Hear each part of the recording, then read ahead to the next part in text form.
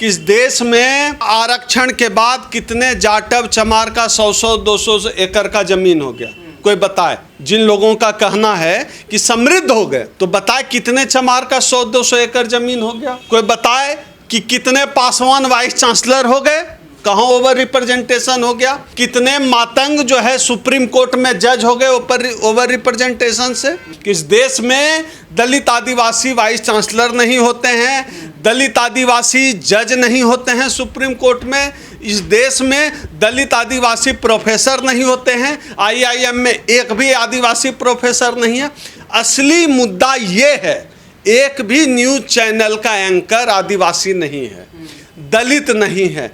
तो किस जाति का ओवर रिप्रेजेंटेशन है, इस पर बात होनी चाहिए। अगर ईमानदारी से ओवर रिप्रेजेंटेशन पे बात करनी है तो, अन्यथा यह जो नाटक है, हम समझते हैं कि दलित जातियों का यह जो वर्गीकरण का यह खेल है, यह आपस में लड़ाने का खेल है। इनको लड़ाई करवाना है दलितों के बीच, क्योंकि इनको पता है कि दलित एकता बनी रही तो इस देश में 2 अप्रैल 2018 जैसा आंदोलन हो सकता है। अमीर ब्राह्मण जो है गरीब ब्राह्मणों का हक खा रहा है, अमीर सवर्ण गरीब सवर्णों का हक खा रहा है। अभी जो है DY Chandrachud chief justice of India हैं, इनके पिताजी चीफ जस्टिस ऑफ इंडिया थे, इनका बेटा का नाम है अभिनव चंद्रचूड़, आने वाले समय में वो चीफ जस्टिस ऑफ इंडिया होगा। मुझे लगता है कि ये ओवर रिप्रेजेंटेशन है। इस ओवर रिप्रेजेंटेशन पर माननीय सुप्रीम कोर्ट कब बात करेगा।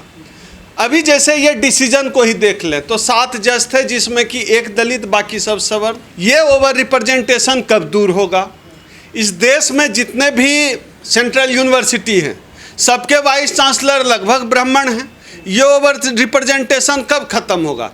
EWS जो आरक्षण है, EWS आरक्षण का लाभ, अधिकांश लाभ जो है ब्राह्मण जाति के लोग ले जाते हैं, तो ब्राह्मणों का ओवर रिप्रेजेंटेशन EWS आरक्षण के अंदर भी है। उस पर कब बात किया जाएगा। जो पूरा जो डाटा सामने आ रहा है पूरे देश भर से, जब से SC/ST आरक्षण पे सुप्रीम कोर्ट ने यह कहा है, वह पूरा डाटा बहुत आश्चर्यजनक है। देश भर में 7 IIM हैं, Indian institute of management. 7 IIM में एक भी आदिवासी प्रोफेसर नहीं है, तो फिर इसका वर्गीकरण माननीय सुप्रीम कोर्ट कैसे करेगी। 0 आदिवासी प्रोफेसर, 0/2 या 2 0, या 0 को लिख के बीच से काट देंगे, थीटा का साइन बना देंगे। कैसे वर्गीकरण करेंगे। और जो लोग यह दावा करते हैं कि कुछ खास जातियों का रिप्रेजेंटेशन बढ़ गया, खास तौर पे दावा होता है कि बिहार में पासवान, उत्तर प्रदेश में जाटव, महाराष्ट्र में मातंग, राजस्थान में मीणा।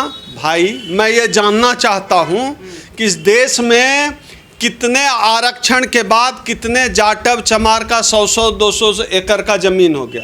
कोई बताए, जिन लोगों का कहना है कि समृद्ध हो गए, तो बताए कितने चमार का 100-200 एकड़ जमीन हो गया। कोई बताए कि कितने पासवान वाइस चांसलर हो गए, कहाँ ओवर रिप्रेजेंटेशन हो गया। कितने मातंग जो है सुप्रीम कोर्ट में जज हो गए ओवर रिप्रेजेंटेशन से। कोई बताए कितने मीणा जो है 10 शहर में उनकी कोठियां हो गई, विदेशों में कितने मीणा जाति के लोगों की कोठी हो गई। बताए ओवर रिप्रेजेंटेशन है तो ये जो पूरा ओवर रिप्रेजेंटेशन का यह जो नाटक है, पूरा तमाशा है, यह जो है इनकी चिढ़ दर्शाता है।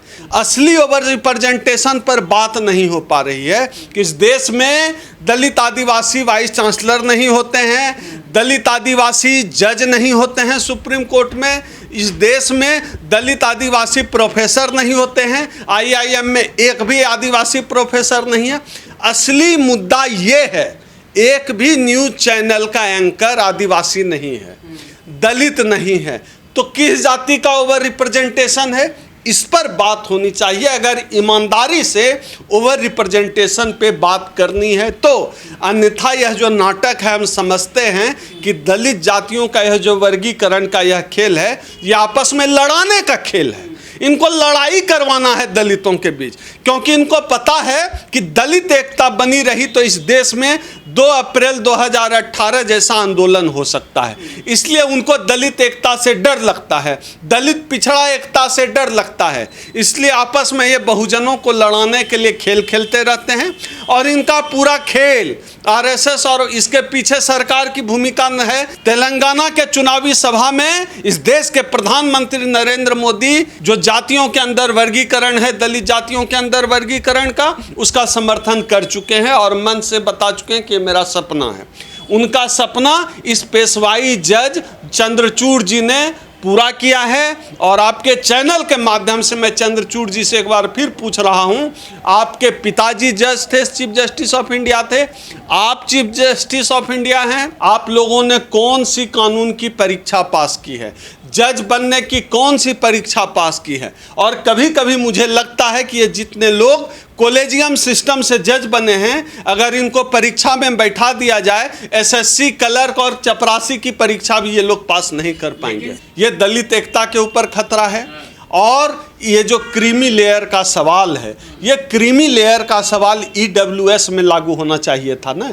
इस देश में जो है 89 के लगभग जो है, अगर मेरा आंकड़ा ठीक ठाक है, तो आईएएस बने हैं 4 साल में ईडब्ल्यूएस रिजर्वेशन से, जिसमें लगभग 79 जो है ब्राह्मण जाति के। तो कौन खाया किसका हक? ब्राह्मणों ने राजपूतों का हक नहीं खाया। आज तक एक जो है राजपूत को भारत रत्न नहीं मिला है, सिर्फ ब्राह्मणों को मिलता है। तो ब्राह्मणों का ने नहीं खाया है हक। वाइस चांसलर ब्राह्मण ज़्यादा बनते हैं, राजपूत क्यों नहीं बनता? सचिवालय में, प्रधानमंत्री सचिवालय में ब्राह्मण होते हैं, राजपूत नदारद होते हैं। तो ठाकुरों का हक ब्राह्मण खा रहे हैं ना। अब जज जो है सुप्रीम कोर्ट में खाली ब्राह्मण बन रहा है, राजपूत काहे नहीं बन रहा है?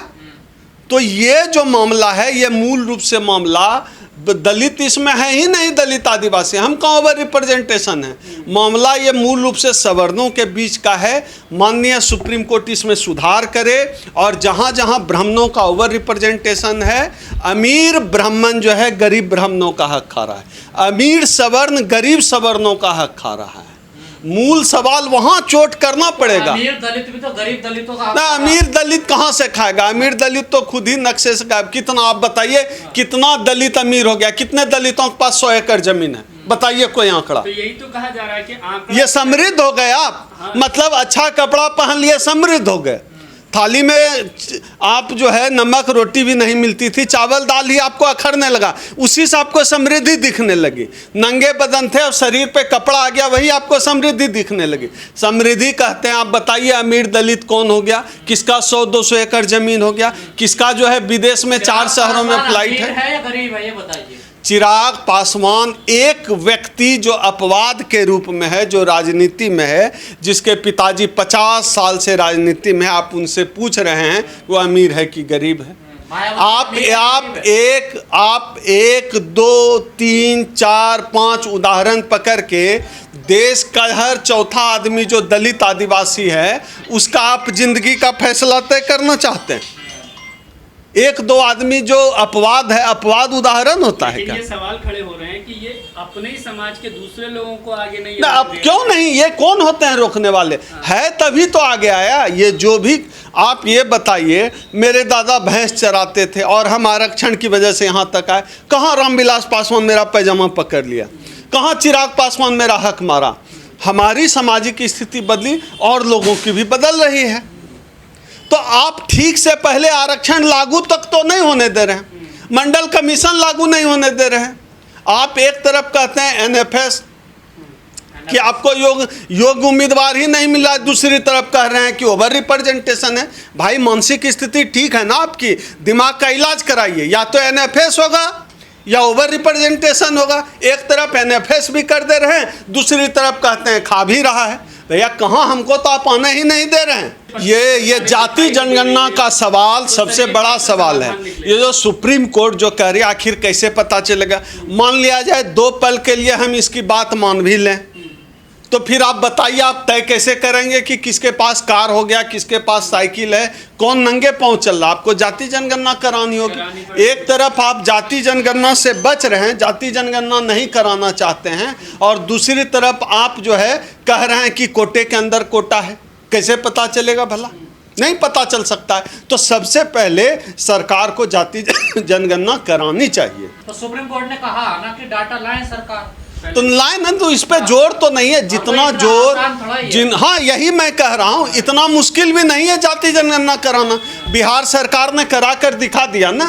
और केंद्र सरकार के पास अकूत पैसा है, संसाधन है, पावर है, क्या नहीं है? उनको इस बात की इच्छा शक्ति नहीं है कि वो जाति जनगणना कराएं। क्यों ना कराएं?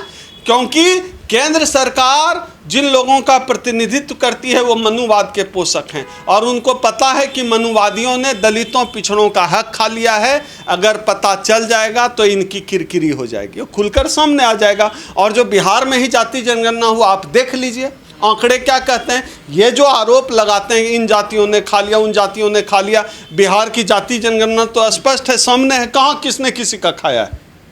लेकिन सर लागू करने में बड़ी चुनौतियां हैं, मगर समाज में जो एक बंटवारे की स्थिति देखी जा रही है। यही तो एजेंडा है, आरएसएस बीजेपी का एजेंडा है बंटवारा, कभी धर्म के आधार पर, कभी जाति के आधार पर। 8000 से ज़्यादा जातियों में उन्होंने पहले लोगों को बांटा, उससे भी संतुष्टि नहीं मिली। जब देख रहे हैं कि देश भर में आरक्षण को लेकर आक्रोश बढ़ रहा है, उन्होंने नया शगुफा छोड़ दिया। इन्होंने देखा 2 अप्रैल 2018 जैसा आंदोलन इस देश का दलित खड़ा कर सकता है, इन्होंने जाति के अंदर उपजाति का शगुफा छोड़ दिया। ये तो करते ही रहे हैं, ये तो तोड़ फोड़ से ही इनकी नीति चलती है, इन्हीं से इसकी राजनीति चलती है, तोड़ फोड़ से ही जो है इनकी सत्ता और इनका शासन चलता है।